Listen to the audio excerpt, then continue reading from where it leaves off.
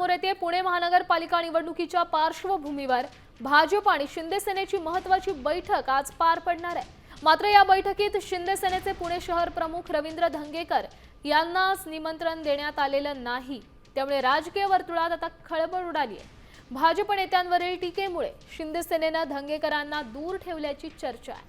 दरम्यान बैठकीला no entry असली तरी 165 जागांच्या मागणीवर आपण ठाम असून कार्यकर्त्यांच्या भूमिकेतून काम करणार असल्याचं धंगेकरांनी स्पष्ट केलंय।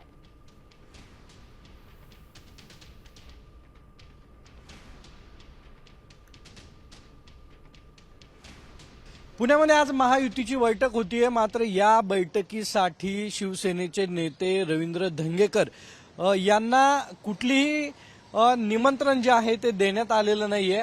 नाही, सकाळी आमची जे कार्यकर्ते निवडणूक लढवणारे त्यांची मुलाखत आहे आणि या मुलाखतीमुळे मला तो सकाळी 11 ते 3 वाजेपर्यंत मला तो कार्यक्रम ठरलेला आहे।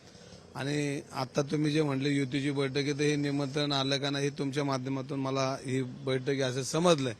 पण तो आता पक्षाचा निर्णय, आता पक्ष जो काय निर्णय घेईन तो अंतिम। आणि ही पहिली बैठक ही काय अंतिम बैठक नाहीये आणि कायम मी कार्यकर्त्यांच्या भूमिकेत असल्यामुळं या बैठकीमध्ये मला जास्त त्याच्यामध्ये किती जागा घ्यायच्या किती नाही घ्यायच्या ह्याच्या वाटाघाटीत मला जास्त वाटाघाटी हा शब्द माझ्या डायरीतला नाही। त्यामुळे वाटाघाटी मग चर्चा कोण करणार आहे? शिवसेनेकडून कोण चर्चेला नाही ना। आता शिवसेनेचं मला अजून कळलं नाही कोणाकोणाला निमंत्रण दिलं।